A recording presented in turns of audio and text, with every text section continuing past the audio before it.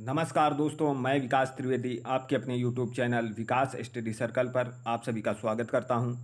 दोस्तों, हिस्ट्री की कल की क्लास में हम लोग भारत में यवन आक्रमण पढ़ रहे थे, जिसमें हम लोगों ने हिंद यूनानी तथा शक आक्रमणकारियों के बारे में जानकारी की थी और जिसमें हम लोगों ने पढ़ा था कि सबसे प्रसिद्ध या सबसे विख्यात हिंद यूनानी शासक मिनांडर हुआ और जिसने सबसे पहले स्वर्ण सिक्के जारी किए थे। दोस्तों, सबसे पहले सोने के सिक्के मिनांडर ने जारी किए थे। बहुत ध्यान से इसको पढ़ लेना कि सबसे पहले सोने के सिक्के किसने जारी किए थे, क्योंकि अभी हम आपको आगे और बताएंगे कि सर्वाधिक किसने सिक्के जारी किए हैं। तो सबसे पहले तो मिनांडर ने जारी किए थे और उसके बाद हम लोग जब शक पढ़ रहे थे तब हमने आपको बताया था दोस्तों कि प्रथम शक राजा मोह था और अगर शकों के अंतिम राजा की बात करें तो अंतिम राजा रुद्रसेन तृतीय था। और जब हम शक पढ़ रहे थे तब हमने आपको बताया था दोस्तों कि शकों पर एक स्थानीय राजा ने विजय पाई थी और उसी खुशी में उसने 58 ईसा पूर्व में एक नया संवत विक्रम संवत के नाम से प्रारंभ किया।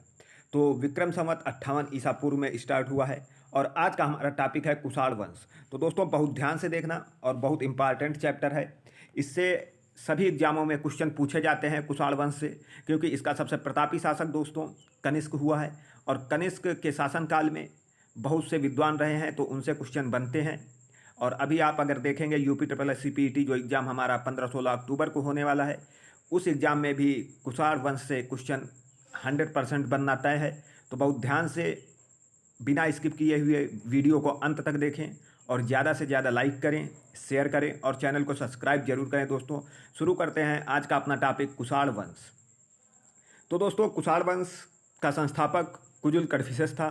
कुषाण वंश के अगर संस्थापक की बात करें तो कुजुल कड़फिसेस था और कुषाणों की दो राजधानियाँ थीं, पहली पेशावर या पुरुषपुर और दूसरी मथुरा। तो कुषाणों की दो राजधानियाँ थीं, पेशावर या पुरुषपुर, और द्वितीय राजधानी मथुरा थी। कुषाण जो थे दोस्तों मूल रूप से चीन के निवासी थे। कुषाण जो थे वो मूल रूप से चीन के निवासी थे और ये यूची एवं तोखरी भी कहलाए। दोस्तों, इन्हें यूची एवं तोखरी भी कहलाए गए, यूची एवं तोखरी। और यूची नामक एक कबीला जो था दोस्तों, इन्हीं में से यूची नामक एक कबीला 5 कुलों में विभाजित हो गया और उन्हीं में से एक कुल के थे कुषाण। तो समझ गए आप कि कुषाण वंश कैसे अस्तित्व में आया। तो दोस्तों, ये कुषाण चीन के निवासी थे और यूची एवं तोखरी भी कहलाए। यूची नामक एक कबीला 5 कुलों में विभाजित हुआ और उन्हीं में से एक कुल के थे कुषाण।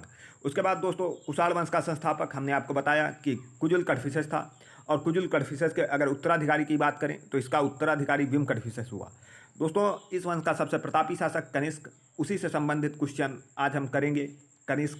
तो शुरू करते हैं। इस वंश का सबसे प्रतापी शासक कनिष्क हुआ है, यानी कुषाण वंश का सबसे प्रतापी शासक कनिष्क हुआ और कुषाणों की दो राजधानियाँ थीं दोस्तों, पुरुषपुर या पेशावर और दूसरी मथुरा। तो कुषाणों की दो राजधानियाँ थीं, पुरुषपुर या पेशावर और दूसरी मथुरा। उसके बाद आगे बढ़ते हैं दोस्तों। अगला हमारा है कि कनिष्क ने 78 ईस्वी में गद्दी पर बैठने के समय एक संवत चलाया जो शक संवत कहलाता है। तो दोस्तों, अभी हमने पढ़ा था कि विक्रम संवत कब स्टार्ट हुआ था, तो 58 ईसा पूर्व में, और अगर शक संवत की बात करें तो 78 ईस्वी में। और ये शक संवत दोस्तों जिसे भारत सरकार द्वारा प्रयोग में लाया जा रहा है, शक संवत कहलाया, कनिष्क के द्वारा जारी किया गया था 78 ईस्वी में। बहुत ध्यान से पढ़ना दोस्तों, बहुत बार ये क्वेश्चन पूछा गया है परीक्षाओं में। उसके बाद दोस्तों, बौद्ध धर्म की चौथी बौद्ध संगीत कनिष्क के शासनकाल में आयोजित की गई। दोस्तों, ये बौद्ध धर्म की जो चौथी बौद्ध संगीत थी वो कनिष्क के शासनकाल में कुंडलवन कश्मीर में आयोजित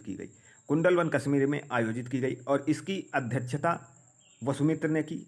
और दोस्तों, ये संगीत सबसे ज़्यादा इसलिए पूछी जाती है कि इसमें एक उपाध्यक्ष थे अश्वघोष। तो दोस्तों, चौथी बौद्ध संगीत अगर हम बात करें तो ईस्वी की प्रथम शताब्दी में हुई। ये बौद्ध संगीत ईस्वी की प्रथम शताब्दी में हुई और इसकी अध्यक्षता वसुमित्र ने की, ये बौद्ध विद्वान दोस्तों, और इसके उपाध्यक्ष अश्वघोष थे और ये कुंडलवन कश्मीर में आयोजित की गई कनिष्क के शासनकाल में। दोस्तों, जब हम लोग गौतम बुद्ध के बारे में पढ़ रहे थे तब हमने आपको बताया था कि बौद्ध धर्म में 4 संगीतियाँ हुई हैं, जिनमें प्रथम संगीत 483 ईसा पूर्व में राजगृह में अजातशत्रु के शासनकाल में हुई थी और जिसकी अध्यक्षता महाकश्यप ने की थी। दोस्तों, अजातशत्रु पढ़ रहे थे तब भी हमने बताया था कि प्रथम बौद्ध संगीत 483 ईसा पूर्व राजगृह और महाकश्यप की अध्यक्षता में अजातशत्रु के शासनकाल में हुई। उसके बाद द्वितीय बौद्ध संगीत 383 ईसा पूर्व में वैशाली और कालाशोक के शासनकाल में हुई, जिसकी अध्यक्षता साबा कामी ने की। उसके बाद तृतीय बौद्ध संगीत दोस्तों 255 ईसा पूर्व में अशोक के शासनकाल में पाटलिपुत्र में हुई और इसकी अध्यक्षता मोगल पुत्र तिस ने की थी दोस्तों।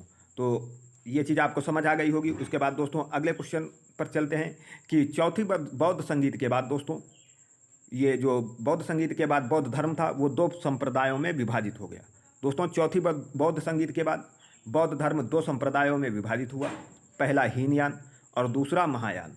दोस्तों जो ये कनिष्क था वो बौद्ध धर्म की महायान शाखा का अनुयायी था, और हम जब अशोक पढ़ रहे थे तब हमने आपको बताया था कि अशोक बौद्ध धर्म की किस शाखा को अशोक ने संरक्षण दिया था। आप लोग इसका आंसर कमेंट बॉक्स में जरूर बताइएगा, बहुत इंपॉर्टेंट क्वेश्चन है दोस्तों। कनिष्क ने बौद्ध धर्म की महायान शाखा का अनुयायी था कनिष्क। और अगर हम अशोक की बात करें तो दोस्तों अशोक ने हीनयान शाखा को संरक्षण प्रदान किया था, और कनिष्क महायान शाखा का। क्वेश्चन यहाँ से बनता है दोस्तों।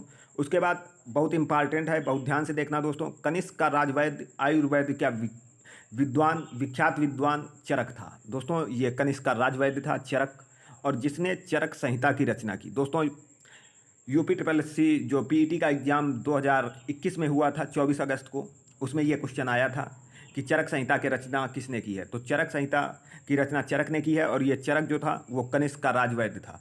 उसके बाद कनिष्क के राजकवि अश्वघोष दोस्तों बहुत इंपॉर्टेंट है, और अश्वघोष ने ही चौथी बौद्ध संगीत के उपाध्यक्ष थे।